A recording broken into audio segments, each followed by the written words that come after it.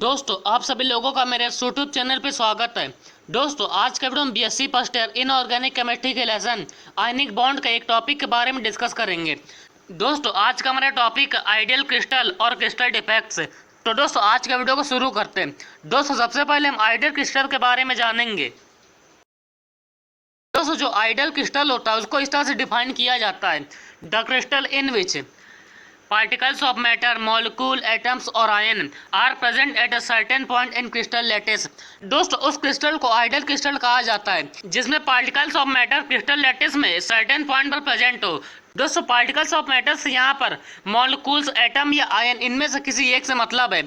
दोस्तों जो कि यहाँ पर हम आयनिक बॉन्डिंग के बारे में पढ़ रहे हैं इसलिए यहाँ पर हम आयनों से मतलब रखेंगे। तो दोस्तों इस तरह से आयनिक क्रिस्टल के लिए दोस्तों यहाँ पर आयनिक क्रिस्टल में उस क्रिस्टल को आइडियल क्रिस्टल कहा जाएगा जिसके क्रिस्टल लैटिस में जो आयन है वो क्रिस्टल लैटिस में सर्टेन पॉइंट पर प्रेजेंट हो। मतलब वहाँ पर क्रिस्टल लैटिस में जो यूनिट सेल होते हैं तो यूनिट सेल का उन क्रिस्टल लैटिस में यूनिफॉर्म अरेंजमेंट होता है।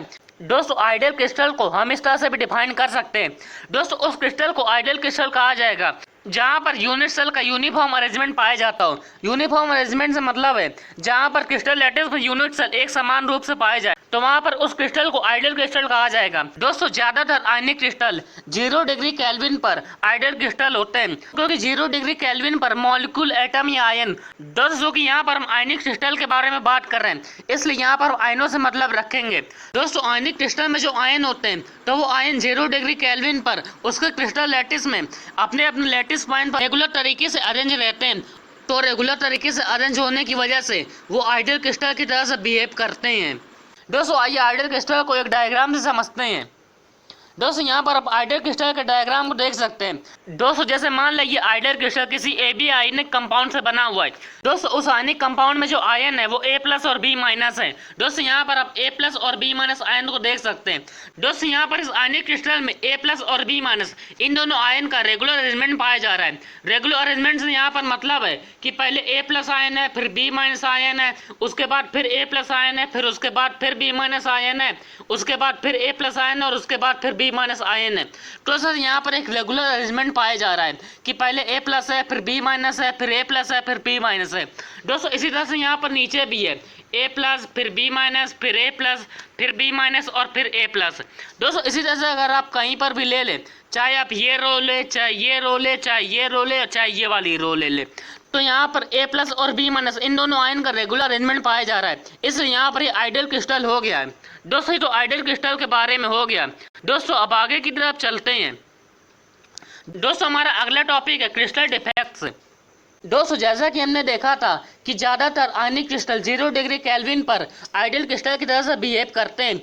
तो दोस्तों जैसे जैसे हम आयनिक क्रिस्टल का टेम्परेचर बढ़ाते जाते हैं तो वहाँ पर आयनिक क्रिस्टल में जो आयन होता है वो अपनी जगह छोड़ देते हैं। तो दोस्तों जब वो आयन अपनी जगह छोड़ देते हैं वहाँ पर उस क्रिस्टल लैटिस में जो रेगुलर अरेंजमेंट होता है तो उसमें डेविएशन हो जाता है। दोस्तों यहाँ पर डेविएशन का मतलब होता है विचलन। तो दोस्तों यहाँ पर जब किसी आयनिक क्रिस्टल के रेगुलर अरेंजमेंट में विचलन हो जाता है तो वो इरेगुलर अरेंजमेंट हो जाता है। दोस्तों इसी डेविएशन की वजह से उस क्रिस्टल में जो डिफेक्ट आ जाता है तो उस डिफेक्ट को क्रिस्टल डिफेक्ट कहा जाता है। दोस्तों आइए क्रिस्टल डिफेक्ट को डायग्राम से समझते हैं। दोस्तों यहाँ पर आप आइडियल क्रिस्टल के डायग्राम को देख सकते हैं। दोस्तों यहाँ पर A+ और B- इनका रेगुलर अरेंजमेंट पाया जा रहा है। दोस्तों जब हम इस आयनिक कंपाउंड को एनर्जी देते हैं तो मान लिया इनमें से कोई भी आयन अपनी जगह को छोड़ देगा। दोस्तों से मान लिया यहाँ पर ये जो B- आयन है ये अपनी जगह को छोड़ देता है। तो जब B- आयन अपनी जगह को छोड़ देगा तो यहाँ पर खाली जगह हो जाएगी। दोस्तों लेकिन 0 डिग्री केल्विन पर यहाँ पर A+, फिर B-, फिर A+, फिर B-, फिर A+, फिर B-, मतलब इस तरह से यहाँ पर रेगुलर अरेंजमेंट था। दोस्तों लेकिन जब यहाँ पर ये B- आयन अपनी जगह को छोड़ देगा तो यहाँ पर A+ खाली जगह, A+, B-, A+ और B-, मतलब यहाँ पर रेगुलर अरेंजमेंट हो जाएगा। दोस्तों जो मेन रेगुलर अरेंजमेंट होगा वो यहाँ पर होगा, यहाँ पर A+ फिर A+ होगा और इनके बीच में खाली जगह हो जाएगी। तो इस तरह से यहाँ पर रेगुलर अरेंजमेंट हो गया तो यहाँ पर जो डिफेक्ट होगा उसको एक क्रिस्टल डिफेक्ट कहा जाएगा। दोस्तों अब आइए क्रिस्टल डिफेक्ट के टाइप की तरफ चलते हैं। दोस्तों जो क्रिस्टल डिफेक्ट होता है वो 3 तरह के होते हैं जिसमें पहला होता है इलेक्ट्रॉनिक डिफेक्ट, दूसरा होता है लीनियर डिफेक्ट और तीसरा होता है पॉइंट डिफेक्ट। दोस्तों यहाँ पर हम आयनिक क्रिस्टल की बात कर रहे हैं। दोस्तों आयनिक क्रिस्टल में केवल पॉइंट डिफेक्ट ही पाया जाता है। तो दोस्तों यहाँ पर हम केवल पॉइंट डिफेक्ट के बारे में ही डिस्कस करेंगे। दोस्तों जब किसी आयनिक क्रिस्टल के लैटिस में किसी आयन की वजह से इरेगुलर अरेंजमेंट होता है, वहाँ पर उस इरेगुलर अरेंजमेंट की वजह से जो डिफेक्ट होता है तो उस डिफेक्ट को पॉइंट डिफेक्ट कहा जाता है। दोस्तों पॉइंट डिफेक्ट दो तरह के होते हैं, जिसमें पहला होता है स्टोइकियोमेट्रिक डिफेक्ट और दूसरा होता है नॉन स्टोइकियोमेट्रिक डिफेक्ट। दोस्तों पहले हम स्टोइकियोमेट्रिक डिफेक्ट की तरफ चलते हैं। दोस्तों यहाँ पर आप स्टोइकियोमेट्रिक डिफेक्ट की डेफिनेशन को देख सकते हैं। The crystal defect in which cations and anions are exactly in the same ratio as indicated by their molecular formula are termed stoichiometric defect। दोस्तों ऐसा क्रिस्टल डिफेक्ट जहाँ पर कैटायन और एनायन इन दोनों का रेशियो वैसा ही रहता है जैसा कि उसके मॉलिक्यूलर फॉर्मूला में बताया गया रहता है। तो जब इस तरह का डिफेक्ट होता है तो उसको स्टोइकियोमेट्रिक डिफेक्ट कहा जाता है। दोस्तों स्टोइकियोमेट्रिक डिफेक्ट दो तरह का होता है, जिसमें पहले होता है शॉर्टकी डिफेक्ट और दूसरा होता है फ्रैंकल डिफेक्ट। दोस्तों पहले हम शॉर्टकी डिफेक्ट की तरफ चलते हैं। इस डिफेक्ट को सबसे पहले जर्मन साइंटिस्ट शॉर्टकी ने 1930 में दिया था, इसलिए इसको शॉर्टकी डिफेक्ट कहा जाता है। दोस्तों इस डिफेक्ट में इक्वल नंबर ऑफ कैटायन और एनायन, मतलब वहाँ पर जितने कैटायन होंगे तो उतने ही एनायन होंगे, तो इक्वल नंबर में कैटायन और एनायन क्रिस्टल लैटिस में अपनी जगह को छोड़ देते हैं और क्रिस्टल से बाहर चले जाते हैं। दोस्तों जब इस डिफेक्ट में कैटायन और एनायन क्रिस्टल लैटिस से बाहर चले जाते हैं तो उनकी जगह पर कैटायनिक और एनायनिक वैकेंसीज आ जाती हैं, मतलब वहाँ पर होल हो जाता है। तो इस तरह से जो डिफेक्ट होता है उसको शॉर्टकी डिफेक्ट कहा जाता है। दोस्तों Schottky defect NaCl, KCl, CHCl, AgBr और KBr इनमें पाया जाता है। दोस्तों आइए इसको डायग्राम से समझते हैं। दोस्तों यहाँ पर आप शॉर्टकी डिफेक्ट को देख सकते हैं। दोस्तों यहाँ पर इक्वल नंबर में कैटायन और एनायन, दोस्तों मतलब यहाँ से एक कैटायन और एक एनायन अपनी जगह को छोड़ करके क्रिस्टल लैटिस से बाहर चला गया है। दोस्तों यहाँ पर आप देख सकते हैं कि कैटायन और एनायन इनके निकलने से यहाँ पर कैटायनिक और एनायनिक वैकेंसी हो गई है, मतलब यहाँ पर होल हो गया है। तो इस तरह से जो डिफेक्ट होता है उसको शॉर्टकी डिफेक्ट कहा जाता है। दोस्तों तो शॉर्टकी डिफेक्ट के बारे में हो गया। दोस्तों अगले डिफेक्ट की तरफ चलते हैं। दोस्तों अगला डिफेक्ट होता है फ्रैंकल डिफेक्ट। दोस्तों इस डिफेक्ट को रशियन साइंटिस्ट फ्रैंकल ने 1926 में दिया था। दोस्तों जब किसी क्रिस्टल लैटिस से आयन अपनी जगह को छोड़कर इंटरस्टिकल साइड में चला जाता है तो वहां पर एक होल हो जाता है। दोस्तों यहाँ पर जो आयन अपनी जगह को छोड़ता है तो वो आयन हमेशा कैटायन ही रहता है, तो उसकी वजह से जो डिफेक्ट होता है उसको फ्रैंकल डिफेक्ट कहा जाता है। दोस्तों इस तरह का डिफेक्ट AgCl, AgI, AgBi और ZnS इनमें पाया जाता है। दोस्तों आइए इसको डायग्राम से समझते हैं। दोस्तों यहाँ पर आप फ्रैंकल डिफेक्ट को देख सकते हैं। दोस्तों यहाँ पर आप देख रहे हैं कि यहाँ पर जो A+ आयन था तो वो अपनी जगह को छोड़ करके क्रिस्टल लैटिस में बीच में इंटरस्टिकल साइड में चला गया है। तो इस तरह से यहाँ पर जो डिफेक्ट होता है उसको फ्रैंकल डिफेक्ट कहा जाता है। दोस्तों ये तो फ्रैंकल डिफेक्ट के बारे में हो गया। दोस्तों इस तरह से हमने स्टोइकियोमेट्रिक डिफेक्ट में जो दो डिफेक्ट आते हैं, शॉर्टकी डिफेक्ट और फ्रैंकल डिफेक्ट, उनके बारे में जाना। दोस्तों अगले टाइप के डिफेक्ट की तरफ चलते हैं। दोस्तों अगले टाइप का डिफेक्ट होता है नॉन स्टोइकियोमेट्रिक डिफेक्ट। दोस्तों इस डिफेक्ट में जो कैटायन और एनायन का रेशियो होता है वो वैसा नहीं रहता जैसा कि उसके मॉलिक्यूलर फॉर्मूला में बताया गया रहता है। दोस्तों यहाँ पर कैटायन और एनायन का रेशियो उसके मॉलिक्यूलर फॉर्मूला में बताए गए रेशियो से ज़्यादा भी हो सकता है और कम भी हो सकता है। दोस्तों नॉन स्टोइकियोमेट्रिक डिफेक्ट भी दो तरह का होता है, जिसमें पहला होता है मेटल एक्सेस डिफेक्ट और दूसरा होता है मेटल डिफिशियंसी डिफेक्ट। दोस्तों सबसे पहले मेटल एक्सेस डिफेक्ट की तरफ चलते हैं। दोस्तों जैसा कि इसके नाम से ही पता चल रहा है कि यहाँ पर मेटल ज़्यादा हो जाएगा। दोस्तों इस डिफेक्ट में मेटल आयन, मतलब यहाँ पर जो कैटायन रहते हैं तो उनका नंबर बढ़ जाता है। दोस्तों क्रिस्टल लैटिस में जो मेटल होता है वो दो तरीके से बढ़ सकता है, जिसमें पहला तरीका होता है एनायन वैकेंसीज, मतलब वहाँ पर एनायन कम हो जाए, और दूसरा तरीका होता है एक्स्ट्रा कैटायन ऑक्यूपाइंग इंटरस्टिकल साइड, मतलब वहाँ पर इंटरस्टिकल साइड में एक्स्ट्रा कैटायन आ जाए। दोस्तों पहले एनायन वैकेंसीज की तरफ चलते हैं कि इसकी वजह से किस तरह से मेटल एक्सेस हो जाता है। दोस्तों इस मेथड में नेगेटिव आयन को क्रिस्टल लैटिस से रिमूव करा दिया जाता है। दोस्तों जब वो रिमूव करा दिया जाएगा तो वहाँ पर वैकेंसी हो जाएगी। दोस्तों यहाँ पर हम वैकेंसी को होल भी कह सकते हैं, और दोस्तों उस वैकेंसी या उस होल में हम एक एक्स्ट्रा इलेक्ट्रॉन को भर देते हैं ताकि वहाँ पर इलेक्ट्रिकल न्यूट्रलिटी बनी रहे। दोस्तों आइए इसको डायग्राम से समझते हैं।